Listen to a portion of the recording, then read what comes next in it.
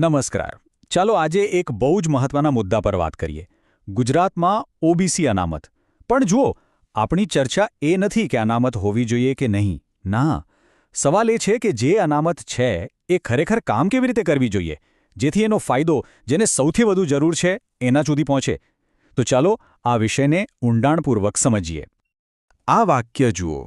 જો હાલમાં દાળ, ભાત, શાક અને રોટલી ખાવા મળતા હોય તો 56 ભોગ ખાવાની અભિલાષા હાલ પૂરતી રાખવી જોઈએ નહીં. આ માત્ર કહેવા ખાતર નથી કહ્યું. આમાં એક બહુ મોટો વિચાર છુપાયેલો છે.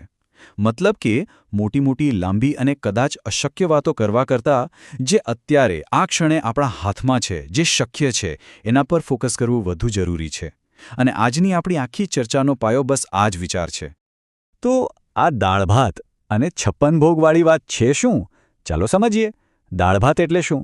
એટલે કે જે સિસ્ટમ અત્યારે છે એને જ વધુ સારી બનાવવી. મતલબ કે અનામતની અંદર જ વર્ગીકરણ કરવું.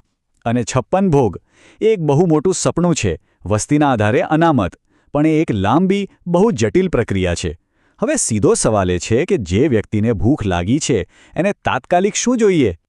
એટલે વાત એમ છે કે લડાઈ વધુ અનામત મેળવવાની છે જ નહીં. અસલી મુદ્દો તો એ છે કે જે 27% અનામત છે એનો ફાયદો લઈ કોણ રહ્યું છે? શું એવું બની રહ્યું છે કે એનો બધો જ લાભ અમુક સમૃદ્ધ અને આગળ વધેલી જ જ્ઞાતિઓ લઈ જાય છે અને જે ખરેખર પછાત છે એમને કશું જ નથી મળતું? અને બસ અહીંથી જ આખી સમસ્યાની શરૂઆત થાય છે. કાગળ પર તો બધા જ ઓબીસી છે, પણ હકીકત સાવ અલગ છે. વાસ્તવમાં તો અલગ અલગ ઓબીસી જ્ઞાતિઓ વચ્ચે વિકાસની એટલી મોટી ખાઈ છે જેની આપણે કલ્પના પણ ના કરી શકીએ. ચાલો આ અસમાનતાને જરા નજીકથી જોઈએ. આ આંકડો જુઓ. 146. ગુજરાતમાં કુલ 146 ઓબીસી જ્ઞાતિઓ છે. એટલે કે ઓબીસી એ કોઈ એક જ સમાજ નથી, એ તો 146 અલગ અલગ સમાજોનો એક સમૂહ છે. અને દરેકની સ્થિતિ, પછી એ સામાજિક હોય કે શૈક્ષણિક, એકબીજાથી સાવ જુદી છે, બિલકુલ અલગ. ચલો એક નાનકડી વાર્તાથી આ વાતને સમજીએ. 2 બાળકો છે, બંને ઓબીસી છે. એક બાળક જેના માતા-પિતા સારી સરકારી નોકરીમાં છે, એને સારું શિક્ષણ, સારી સુવિધાઓ બધું જ મળે છે. અને બીજી બાજુ એક બીજું ઓબીસી બાળક છે જેનો પરિવાર મજૂરી કરીને માંડ પેટ ભરે છે. હવે કાયદો તો બંનેને ઓબીસી જ ગણે છે, પણ શું ખરેખર બંને એક જ લાઇન પર ઊભા છે? શું બંને માટે સ્પર્ધા સરખી છે? બસ આ જ સવાલનો જવાબ શોધવાનો છે. હવે આ જે અંદરની અસમાનતા છે ને, એના કારણે 2 અલગ અલગ માંગણીઓ ઊભી થઈ છે. હેતુ બંનેનો એક જ છે, સમાનતા, પણ રસ્તા બિલકુલ જુદા છે. જુઓ, અહીં 2 રસ્તા છે. પહેલો, વસ્તીના આધારે અનામત. આ માંગ તાર્કિક છે, પણ આ કામ કેન્દ્ર સરકારનું છે. એના માટે આખા દેશની વસ્તી ગણતરી કરવી પડે, જે બહુ લાંબી અને જટિલ પ્રોસેસ છે. અને બીજો રસ્તો છે આંતરિક પેટા વર્ગીકરણ. આ કામ રાજ્ય સરકારના હાથમાં છે અને જે ડેટા અત્યારે છે એના આધારે જ થઈ શકે છે. તરત જ પાછી પીળી વાત આવીને 56 ભોગ અને દાળ ભાત. તો ચાલો એ રસ્તા પર ધ્યાન આપીએ જે વ્યવહારુ છે, જે તરત જ થઈ શકે એમ છે. મતલબ કે આ આંતરિક વર્ગીકરણ. પણ સવાલ એ છે કે એ થાય કેવી રીતે?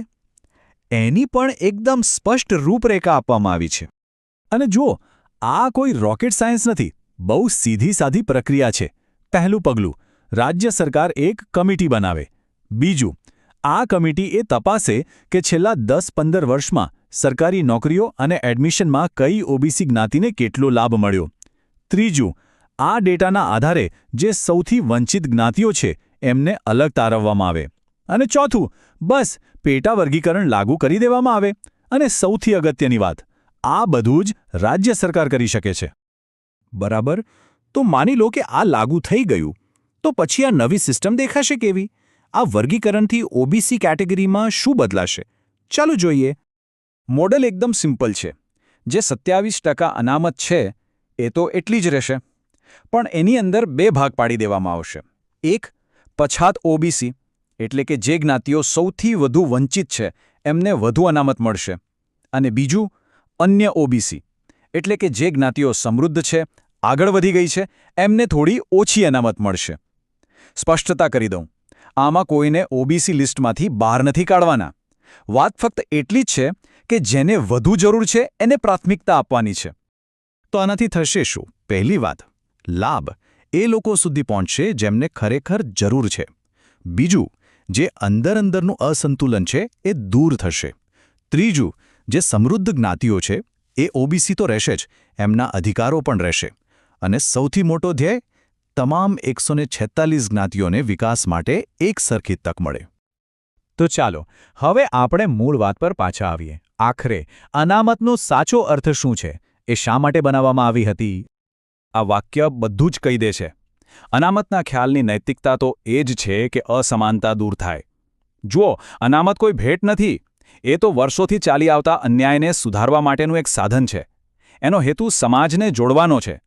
અને જો કોઈ સાધન બરાબર કામ ન કરતું હોય તો આપણે એને ફેંકી નથી દેતા, આપણે એને રિપેર કરીએ છીએ. બરાબર ને? બસ અહીં પણ એ જ વાત છે.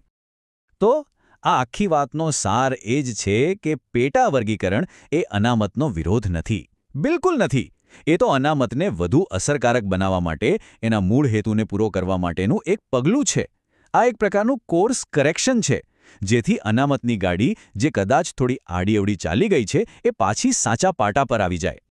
તો અંતે આ સવાલ આપણી સામે આવીને ઊભું રહે છે. શું અનામત કેટેગરીની અંદર ન્યાય સુનિશ્ચિત કરવો એ જ સમાનતાના મૂળ વચનને પૂરું કરવાની સાચી ચાવી છે? શું લડાઈ ફક્ત ઓબીસી હોવાની છે કે પછી ઓબીસીમાં પણ જે સૌથી પાછળ છે એને આગળ લાવવાની છે? આ પ્રશ્ન પર વિચારવું ખૂબ જ જરૂરી છે.